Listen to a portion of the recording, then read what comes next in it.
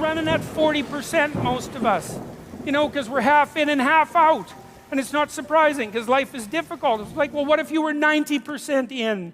Or 95% in? Or all in? Because you're all in anyways, right?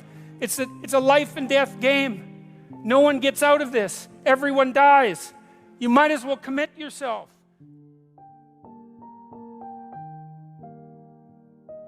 Well, people don't do that. They don't sit down and think, all right, you know, let's figure it out. You've got a life. It's hard, obviously. It's like 3 years from now, you can have what you need. You got to be careful about it. You can't have everything. You can have what would be good for you, but you have to figure out what it is, and then you have to aim at it. Well, my experience with people has been if they figure out what it is that would be good for them, and then they aim at it, then they get it. And it's strange because it's a strange thing. It's not quite that simple because, you know, you may formulate an idea about what would be good for you, and then you take 10 steps towards that, and you find out that your formulation was a bit off, and so you have to reformulate your goal. You know, so you're kind of going like this as you move towards the goal. But a huge part of the reason that people fail is because they don't ever set up the criteria for success. And so, since success is a very narrow line and very unlikely, the probability that you're going to stumble on it randomly is 0.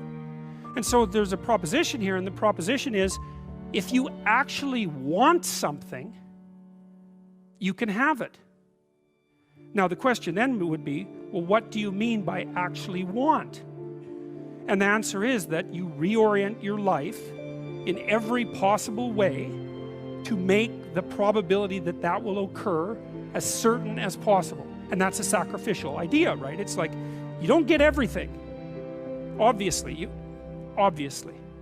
But maybe you can have what you need. And maybe all you have to do to get it is ask.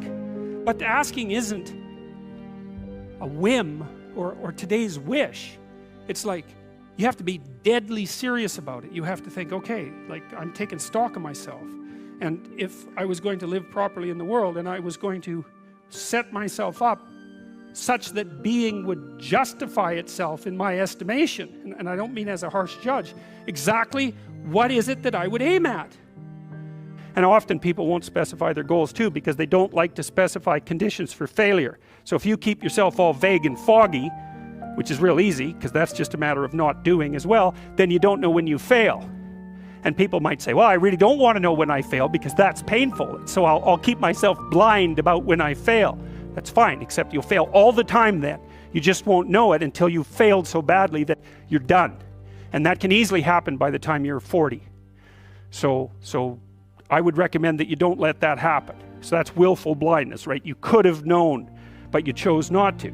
Okay, so once you get your goal structure set up, you think, okay, if I could have this life, it looks like that might be worth living, despite the fact that it's going to be, you know, anxiety provoking and threatening, and there's going to be some suffering and loss involved and all of that. Obviously, the goal is to have a vision for your life such that, all things considered, that justifies your effort.